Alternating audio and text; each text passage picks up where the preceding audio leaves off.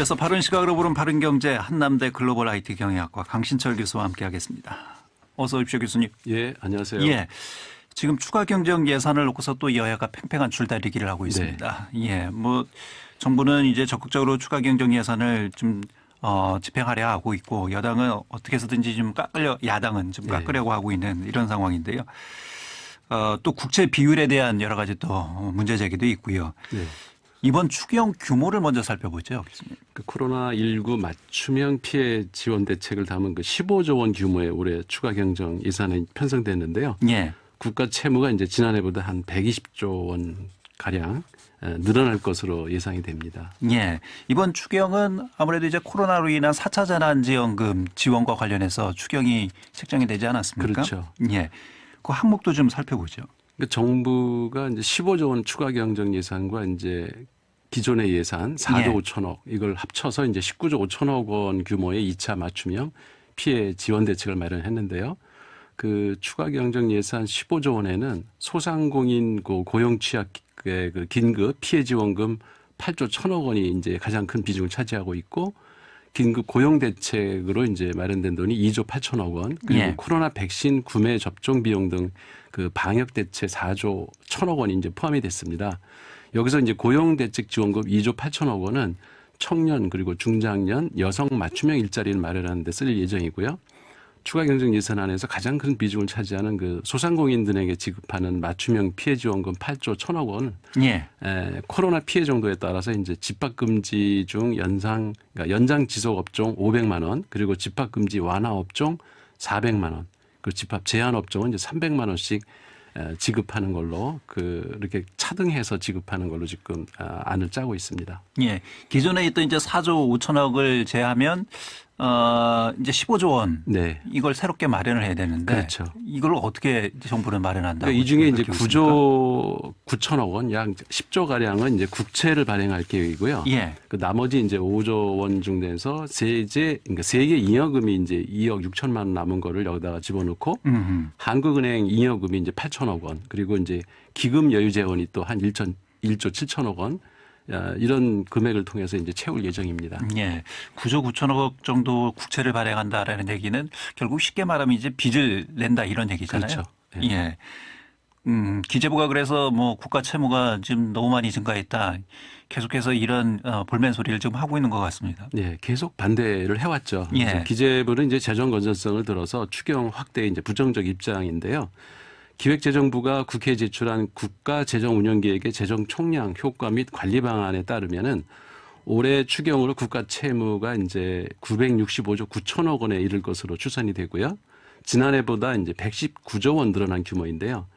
그래서 2022년, 23년, 24년 계속해서 이제 앞으로 125조 원에서 130조 원 가까이 이제 증가할 것으로 예상을 하고 있습니다. 예. 그 기재부 입장은 이런 식으로 국가 채무를 계속 늘리다가는 올해나 아니면 뭐 내년 늦어도 내년에는 1,000조 원 시대가 될 것이고 3년 후에는 이제 GDP 대비 국가 채무 비율이 60%에 육박할 것이다. 그래서 재정 건전성이 상당히 악화되는 것을 우려하고 있습니다. 예. 그러니까 기재부로서는 마땅히 자기 역할을 하고 있다는 생각이 들고요. 국회는 이제 국회대로 또 국민의 고통을 덜어주기 위해서 노력하고 있다는 생각을 합니다. 예.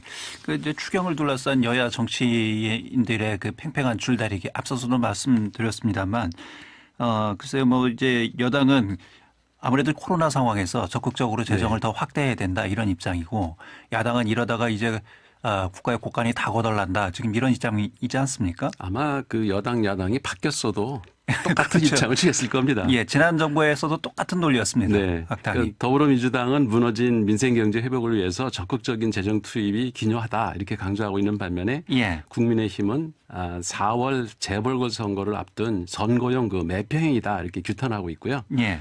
국회 예결위 심사 과정에서 추경 규모를 이제 증액할 가능성도 제기가 되고 있는데 민주당 쪽에서는 지금 당장 시급히 제기되고 있는 그 농업 부분에 대한 지원 금액이 이제 빠져 있다. 그래서 예. 이거를 추가로 오히려 지금 19조 5천억보다 더 늘려야 된다는 좀 입장을 취하고 있어서 예. 이게 대한 상당한 논란이 예상됩니다. 뭐 지금 야당은 지금도 많은데 여기다가 더 이제 농업 부문까지 합해서 더 늘린다 하면 분명히 또 반대할 거고요. 네. 예. 여당은 또 이를 또 어떻게 설득하고 또 관철시킬지 이 부분도 좀 지켜봐야 될 것 같네요. 맞습니다. 예. 국민들 입장에서는 이게 지금 재난지원금을 언제 어느 시점에 받을 수 있느냐, 누가 받을 수 있느냐 이런 부분이지 않습니까? 궁금증이. 그렇죠. 그러니까 더불어민주당은 이제 정부가 3월 4일 제출한 추경안에 대해서 8일부터 이제 상임위 심사를 시작하고 늦어도 12일 그 종합 정책 질의를 한 후에 18일에는 본회의에서 이걸 통과시킨다는 목표를 잡고 있고요. 예. 정부의 그 준비 기간까지 고려하면은 18일 내지 이제 19일 국회에서 이제 확정안을 넘겨받으면 이달 말에는 이제 그래서 가장 빠르면 재난지원금 지급이 가능할 거라고 이제 예상하고 있습니다. 예. 재난지원금을 지급받으려면 어쨌든 추경안이 국회를 통과를 해야 되는데. 그렇죠. 예. 이 쉽게 이제 통과가 될지 이 부분에 대한 전망은 글쎄요. 좀 불투명하지 않습니까? 지금 현재로서는. 근데 여론으로 보면은 야당도 그렇게 끝까지 판단을 못할 것 같아요. 예. 그렇다고 순순히 또 내주기도 힘들고 예. 좀 애매한 상황일 겁니다. 그건 또 미지수이고요. 그 쟁점은 뭐라고 봐야 되겠습니까? 그러니까 국민의힘당은 그 3차 재난지원금 지급을 미처 아직 끝내지도 않았고 그중에 이제 그 아직 처리 안 된 부분도 있거든요. 그리고 예. 본 예산 558조 원을 제대로 집행하지도 않은 상황에서 민심 사기 위해서 추경안 냈다 이렇게 이제 주장을 하고 있는데요. 예. 또 이제 재정 건전성을 유지하기 위해서 기존 본 예산에서 세출 그 구조 조정을 통해서 추경 재원을 마련을 해야지 이렇게 자꾸 추경을 하는 게 능사냐 이런 주장을 하고 있고요. 이 두 가지 주장 사실 타당하다는 생각이 들고요. 예. 그 예결위 그 야당 간사인 추경호 의원이 불효불급한 사업 예산의 삭감을 요구하고 그리고 코로나19 피해 지원을 추가 지원하면서도 적자구체 발행은 최소화해야 되는 게 아니냐 이렇게 말한 건데 이거는 뭐 야당 주장이 옳다고 생각이 듭니다. 예. 이번에는 야당도 좀 제 역할을 오랜만에 하고 있는 게 아니냐 하는 생각이 그러니까 듭니다. 이제 야당도 이제 코로나19 피해 지원에 더 확대를 하되 그렇죠. 다른 불필요한 예산들은 삭감하자. 맞습니다. 그러니까 재원을 좀 예, 그 효율적으로 국채 쓰자. 규모를 줄이면서 하자라는 안을 내고 있기 때문에 예. 상당히 타당하게 지금 접근하고 있습니다. 예. 근데 이제 그 앞서서 이 홍보총리가 이 국가 채무 비율에 대한 여러 가지 우려의 입장을 좀 표명을 했다라는 말씀을 또 해주셨습니다만 이게 이제 국가 부채 비율이 높아지면 채무 상환 능력에 대한 신뢰도가 하락이 되지 않습니까? 네. 그러니까 국가의 신용 등급이 내려가면 그에 따른 여러 가지 뭐 미치는 영향들이 있죠. 돈 빌리는데 우리가 좀 해외에서 돈을 빌려와야 되는데 이런 부분에 좀 어려움이 있고 또 이자도 많이 내야 되고. 맞습니다. 예, 결과적으로 국가적으로 상당히 지금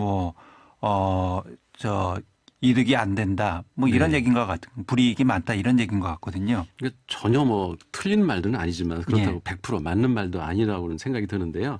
그러니까 국가 재정 건전성을 유지해야 한다는 기본 취지에는 공감을 하지만은 국가 채무 비율이 올라가면 대외 신인도가 떨어져서 IMF 위기와 같은 외환 위기가 올 수도 있다. 이런 말들이 지금 야권에서 흘러나오고 보수 언론에서도 많이 나오고 있거든요. 예. 근데 이건 사실 근거가 매우 희박합니다. 과거 그 경제 그 수치들을 분석해 보면은 GDP 대비 국가 채무 비율이 높다고 대외 신인도가 떨어진 사례는 없다는 것이 전문가들의 연구 결과인데요. 예. 이는 그 국가 신용 등급을 결정하는 요인이 단순히 국가 채무 비율 갖고 결정되는 게 아니라는 거죠. 그러니까 국가 신용 등급이라는 게 한 국가가 외국에서 빌린 돈을 제때 갚을 수 있는지 상환 능력을 평가하는 지표인데요. 예. 그 대표적인 그 지표인 그 무디스나 피치나 그러니까 스탠다드 앤 푸어스 같은 국제 신용 평가 기관들은 경제 성장률 그리고 대외 건전성 그러니까 여기에 이제 약간 들어가는 거죠. 그리고 이제 경제 성과뿐만 아니라 이제 정치의 안전성 그리고 안보 위협 이런 다양한 그 요인들을 경제에 미치는 영향을 고려해서 이 그 신용 등급을 결정하거든요. 그래서 국가 채무 비율은 국가 신용도 등급을 결정하는데 참고 사항은 될지언정 중요한 팩터는 아닙니다. 예. 그 단적인 예로 미국은 국가 채무 비율이 132%나 되지 않습니까? 예. 근데 지금 AAA 최고 등급이거든요.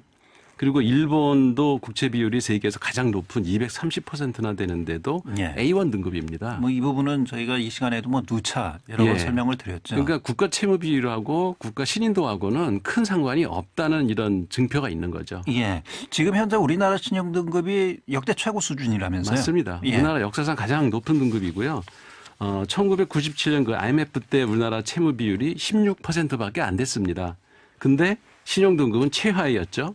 그러니까 올해 예상되는 국가 채무 비율이 48%나 되는 건 세계가 다 알고 있는데도 예. 우리나라 국가 신용 등급은 AA2 등급으로 전 세계 상위권에 있습니다.